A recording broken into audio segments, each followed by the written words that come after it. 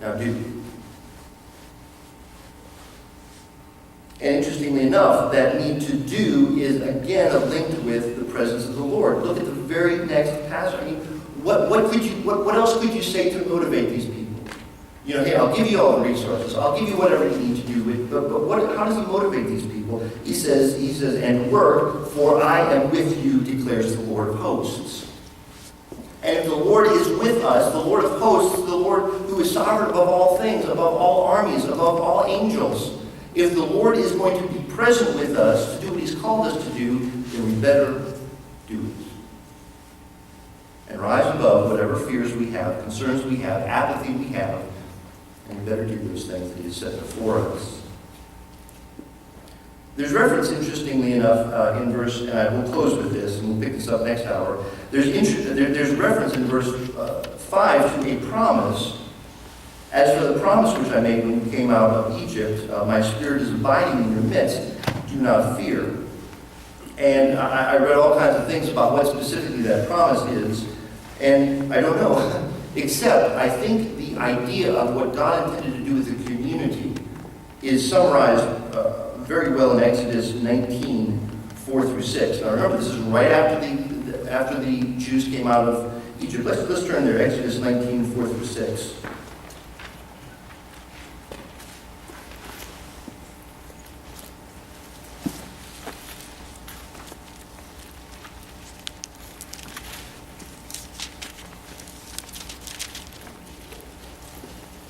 Now, I want you to see this for yourself. I think when he refers to the promise when they came out of Egypt, I think he's referring to a panoply of ideas that is really encapsulated in these verses, Exodus 19, verses 4 through 6.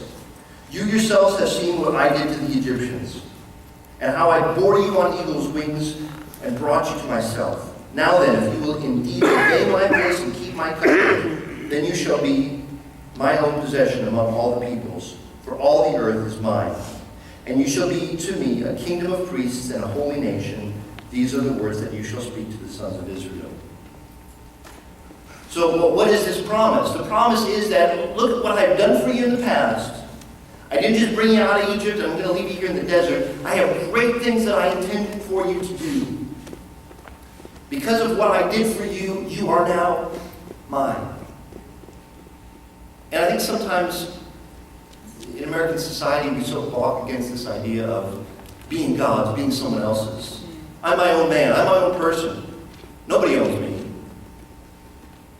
I thought this was very sweet. Well, because it's an Anna Rose story, so it's very sweet. A few weeks ago, we had just gotten home from church. Anna loves playing doggy. She wants to be a doggy. I think she feels like this human thing is just not working out or something. She wants to be a dog, and she crawls around as a dog. And everywhere she goes, she wants to crawl around, and she comes up to me, and you got to pet the dog. Right, I'm petting the dog.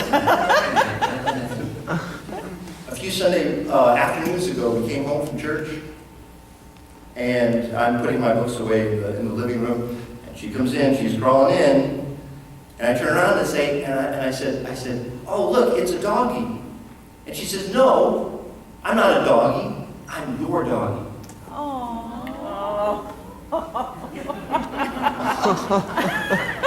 Goodbye. We're just moving on. That's cute. And you know what? I thought there is comfort, there's security, there's joy in being someone else's. Especially if that someone else is God. And if I am the Lord's, then I know that he will do great things with me. Despite me. As long as I do everything in my power to put him first, to put his priorities above my own, to shun my selfishness, to shun my fears, and to put him above all those. And I will delight both now and forever in being his. We'll pick this back up next hour. Ted, why don't you come and lead us in the song?